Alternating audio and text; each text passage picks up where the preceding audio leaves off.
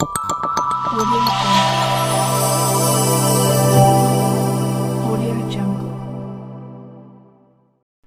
ವಿಶೇಷ ಚೇತನರ ವಾರ್ತೆಗೆ ಸ್ವಾಗತ.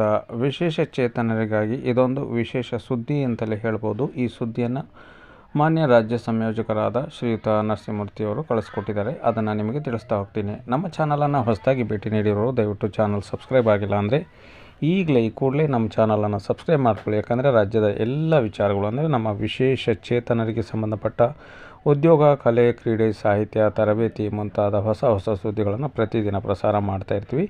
ಈಗಲೇ ಸಬ್ಸ್ಕ್ರೈಬ್ ಮಾಡಿಕೊಂಡು ಈ ವಿಡಿಯೋಗೆ ಲೈಕ್ ಕೊಡಿ. ಪ್ರತಿದಿನ ವಿಶೇಷ ಚೇತನ ವಾರ್ತೆಯನ್ನು ವೀಕ್ಷಿಸಿ.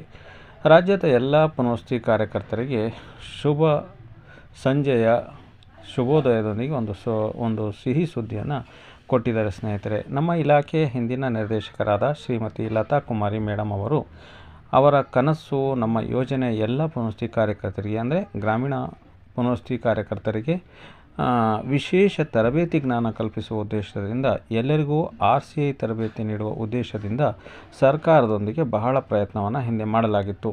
ಅದರ ಪ್ರತಿಫಲವಾಗಿ ಇಂದು ಕರ್ನಾಟಕ ಸರ್ಕಾರದ ಪರವಾಗಿ ಇಲಾಖೆಯ ನಿರ್ದೇಶಕರಾದ ಶ್ರೀಯುತ ನಟರಾಜ್ ಸರ್ ಅವರು ಹಾಗೂ ಉಪನಿರ್ದೇಶಕರಾದ ಶ್ರೀಮತಿ ಅಶ್ವತ್ಥಮ್ಮ ಅವರು ಗೂಗಲ್ ಸಭೆಯಲ್ಲಿ ಭಾಗವಹಿಸಿ ಯೋಜನೆಯ ಬಗ್ಗೆ ವಿವರವಾಗಿ ಮಾಹಿತಿ ನೀಡುವುದರ ಮೂಲಕ ಕೇಂದ್ರ ಸರ್ಕಾರದಿಂದ ಈ ವರ್ಷ ಸುಮಾರು 400 ಮಂದಿ ಪುನವಸತಿ ಕಾರ್ಯಕರ್ತರಿಗೆ ಕೇಂದ್ರ ಸರ್ಕಾರದ ಅನುದಾನದಲ್ಲಿ ಅಂದರೆ RCI ಅಡಿಯಲ್ಲಿ CBID 2 ತಿಂಗಳ ಕೊಠಡಿ ತರಗತಿ ಮತ್ತು 4 ತಿಂಗಳ ಕ್ಷೇತ್ರ ತರಬೇತಿಯೊಂದಿಗೆ ಪರೀಕ್ಷೆಗೆ ಅವಕಾಶ ಕಲ್ಪಿಸಲಾಗಿದೆ. ಇದರ ಬಗ್ಗೆ ಮೌಖಿಕ ಅನುಮತಿ ಈಗಾಗಲೇ ನೀಡಲಾಗಿದ್ದು ಮುಂದಿನ ವಾರದಲ್ಲಿ ಅಧಿಕೃತ ಆದೇಶ ಈ ಕುರಿತು ಹೊರಬೀಳಲಿದೆ. ಮುಂದಿನ 2 ವರ್ಷದಲ್ಲಿ ರಾಜ್ಯದ ಎಲ್ಲ ಅರ್ಹ ಪುನವಸತಿ ಕಾರ್ಯಕರ್ತರಿಗೂ RCI ಅಡಿಯಲ್ಲಿ CBID ತರಬೇತಿ ನೀಡಲಾಗುವುದು ಎಂದು ತಿಳಿಸಿರುತ್ತಾರೆ. ಹಾಗಾದರೆ ಈ CBID ತರಬೇತಿ ನೀಡಲು ಏನೆಲ್ಲ ಷರತ್ತುಗಳು ಅನ್ವಯ ಅಂತ ನೋಡೋದಾದರೆ,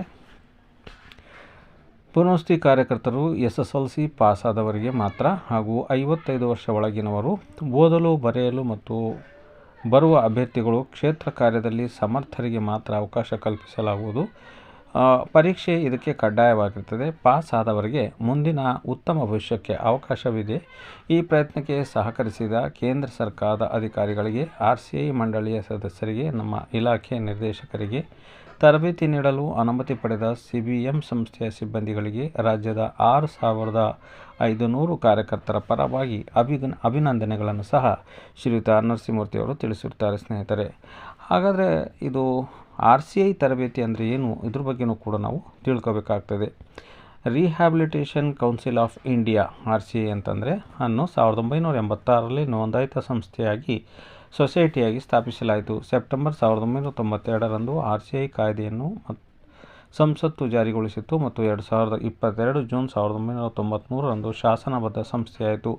ಈ ಕಾಯ್ದೆಯನ್ನು 2000ರಲ್ಲಿ ಸಂಸತ್ತು ತಿದ್ದುಪಡಿ ಮಾಡಿತು. ಹೆಚ್ಚು ವಿಶಾಲ ಆಧಾರಿತ ವಿಕಲಾಂಗ ವ್ಯಕ್ತಿಗಳಿಗೆ ನೀಡಲಾಗುವ ಸೇವೆಗಳನ್ನು ನಿಯಂತ್ರಿಸುವುದು ಮತ್ತು ಮೇಲ್ವಿಚಾರಣೆ ಮಾಡುವುದು, ಪಠ್ಯಕ್ರಮಗಳನ್ನು ಪ್ರಮಾಣೀಕರಿಸುವುದು ಮತ್ತು ಪುನವಸತಿ ಮತ್ತು ವಿಶೇಷ ಶಿಕ್ಷಣ ಕ್ಷೇತ್ರದಲ್ಲಿ ಕೆಲಸ ಮಾಡುವ ಎಲ್ಲ ಅರ್ಹ ವೃತ್ತಿಪರರು ಮತ್ತು ಸಿಬ್ಬಂದಿಗಳ ಕೇಂದ್ರೀಯ ಪುನವಸತಿ ನೋಂದಣಿಯನ್ನು ನಿರ್ವಹಿಸುವುದು RCIಗೆ ನೀಡಿದ ಆದೇಶವಾಗಿದೆ. ವಿಕಲಾಂಗ ವ್ಯಕ್ತಿಗಳಿಗೆ ಸೇವೆಗಳನ್ನು ತಲುಪಿಸುವ ಅನರ್ಹ ವ್ಯಕ್ತಿಗಳ ವಿರುದ್ಧ ದಂಡನಾತ್ಮಕ ಕ್ರಮ ಸಹ ಈ ಕಾಯ್ದೆ ಸೂಚಿಸುತ್ತದೆ. ಅದೇ ರೀತಿ CBIDಯಲ್ಲಿ ತರಬೇತಿ ಅಂತ ಅವರು ಹೇಳಿದ್ದಾರೆ. CBID ಅಂದರೆ ಏನು ಅಂತಂದರೆ ಸಮುದಾಯ ಆಧಾರಿತ ಅಂತರ್ಗತ ಅಭಿವೃದ್ಧಿ ಕಾರ್ಯಕ್ರಮ. ಇದಕ್ಕೆ ನಾವು CBID ಅಂತ ಹೇಳ್ಬಿಟ್ಟು ಹೇಳ್ತೀವಿ. ಸಮುದಾಯದಲ್ಲಿ ಅಂಗವೈಕಲ್ಯ ಹೊಂದಿರುವ ಪ್ರತಿ ಮಗುವಿಗೆ ಆರೈಕೆ, ರಕ್ಷಣೆ, ಶಿಕ್ಷಣ ಮತ್ತು ಪುನವಸತಿ ಒದಗಿಸಲು OLS ಸ್ವೀಡನ್ ದತ್ತು ಕೇಂದ್ರದ ಬೆಂಬಲದೊಂದಿಗೆ ಒಂದು ಕಾರ್ಯಕ್ರಮದಲ್ಲಿ ಸಮುದಾಯ ಆಧಾರಿತ ಅಂತರ್ಗತ ಅಭಿವೃದ್ಧಿ CBID ಅನ್ನು ಅನುಷ್ಠಾನಗೊಳಿಸುತ್ತಿದೆ. ಚುನಾಯಿತ ಜನಪ್ರತಿನಿಧಿಗಳು, ಶಿಕ್ಷಕರು, ಆರೋಗ್ಯ ಕಾರ್ಯಕರ್ತರು, SAG ಸದಸ್ಯರು, ಶಾಲಾ ಆಡಳಿತ ಸಮಿತಿಯ ಸಕ್ರಿಯ ಬೆಂಬಲದೊಂದಿಗೆ ಅಂಗವಿಕಲ ಮಕ್ಕಳ ಹಕ್ಕುಗಳನ್ನು ರಕ್ಷಿಸಲು ಮತ್ತು ಅರಿತುಕೊಳ್ಳಲು ಅಂಗವಿಕಲ ಮಕ್ಕಳು ಮತ್ತು ಅವರ ಪೋಷಕ ಕುಟುಂಬದವರು ಸದಸ್ಯರನ್ನು ಸಬಲೀಕರಣಗೊಳಿಸುವ ಉದ್ದೇಶದಿಂದ ಈ ಕಾರ್ಯಕ್ರಮವನ್ನು ಹೊಂದಿದೆ ಮತ್ತು ಸಮುದಾಯ ಆಧಾರಿತ ಸಂಸ್ಥೆಗಳು ಅವರಿಗೆ ಜ್ಞಾನ ಮತ್ತು ಮಾಹಿತಿಯೊಂದಿಗೆ ಮಾರ್ಗದರ್ಶನ ನೀಡುವ ಮೂಲಕ ಮತ್ತು ವಕಾಲತ್ತು ಸಾಧನೆಗಳನ್ನು ಬಳಸಿಕೊಂಡು ವಿಕಲಾಂಗ ಮಕ್ಕಳ ಹಕ್ಕುಗಳು ಮತ್ತು ಹಕ್ಕುಗಳ ರಕ್ಷಣೆ ಮತ್ತು ಸಾಕ್ಷರತೆಯ ಮೇಲೆ ಅವರ ಕೌಶಲ್ಯವನ್ನು ಅಭಿವೃದ್ಧಿಪಡಿಸುವುದು.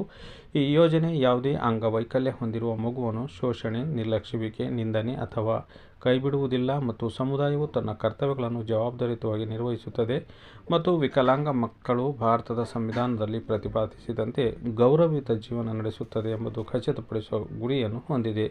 ಸಂಸ್ಥೆಯು ಕುಟುಂಬ ಸಮಾಲೋಚನೆ, ಮುಖ್ಯವಾಹಿನಿ ಶಾಲೆಗಳಲ್ಲಿ ದಾಖಲಾತಿ ಮತ್ತು ಶಿಕ್ಷಣಕ್ಕೆ ಅನುಕೂಲ, ವಿವಿಧ ಯೋಜನೆಗಳೊಂದಿಗೆ ಸಂಪರ್ಕ ಮತ್ತು ದೈನಂದಿನ ಜೀವನ ಚಟುವಟಿಕೆಗಳಲ್ಲಿ ವಿಕಲಾಂಗ ಮಕ್ಕಳ ಸ್ವತಂತ್ರ ಜೀವನಕ್ಕೆ ಉತ್ತೇಜನ ಒಳಗೊಂಡಿರುವ ಗೃಹ ಆಧಾರಿತ ನಿರ್ವಹಣಾ ಸೇವೆಗಳನ್ನು CBICD ಹೊಂದಿದೆ ಅಂತೇಳ್ಬಿಟ್ಟು CBID ಸಂಸ್ಥೆಯ ಒಂದು ಮುಖ್ಯ ಉದ್ದೇಶವಾಗಿದೆ ಅಂತೇಳ್ಬಿಟ್ಟು ಹೇಳಲಾಗ್ತಾಯಿದೆ. ಏನೇ ಆಗಲಿ ಸ್ನೇಹಿತರೆ, ಇಂಥದ್ದೊಂದು ದೊಡ್ಡ ಕ್ರಮಕ್ಕೆ ಅಂದರೆ ಒಂದು ಕಾರ್ಯಕ್ರಮಕ್ಕೆ ಮುಂದಾಗಿರ್ತಕ್ಕಂಥ ಮಾನ್ಯ ನಿರ್ದೇಶಕರಾದ ನಟರಾಜ್ ಸರ್ ಹಾಗೂ ನಮ್ಮ ಗ್ರಾಮೀಣ ಪಂಚಾಯತ್ ಯೋಜನೆಯ ಸ್ಟೇಟ್ ನೋಡಲ್ ಆಫೀಸರ್ ಆಗಿರ್ತಕ್ಕಂಥ ನಮ್ಮ ನರಸಿಂಹಮೂರ್ತಿ ಸರ್ ಅವರಿಗೆ ನಿಮ್ಮೆಲ್ಲರ ಪರವಾಗಿ ಹಾಗೂ ನಮ್ಮ ವೈಯಕ್ತಿಕ ಪರವಾಗಿ ಅಭಿನಂದನೆಗಳನ್ನು ಸಲ್ಲಿಸ್ತಾ ಇದ್ದೀವಿ.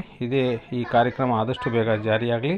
ನಮ್ಮ ಎಲ್ಲ ಏನು ಈ ಒಂದು ಯೋಜನೆಯಲ್ಲಿ ದುಡಿತಾ ಇರ್ತಕ್ಕಂಥ ಎಲ್ಲ ಕಾರ್ಯಕರ್ತರಿಗೆ ಆದಷ್ಟು ಬೇಗ ಸೂಕ್ತ ತರಬೇತಿ ಪಡೆದು ಮುಂದಿನ ಹಂತದಲ್ಲಿ ಅವರು ಕೂಡ ಬಡ್ತಿಯನ್ನು ಪ್ರಮೋಷನನ್ನು ಪಡೀಲಿ ಮತ್ತು ಸೇವಾ ಭದ್ರತೆ ಕನಿಷ್ಠ ವೇತನ ಜಾರಿಯಾಗಲಿ ಅಂತ ಹೇಳ್ಬಿಟ್ಟು ಆಶಿಸ್ತಾ ಇವತ್ತಿನ ವಿಡಿಯೋ ಮುಗಿಸ್ತಾ ಇದ್ದೀನಿ.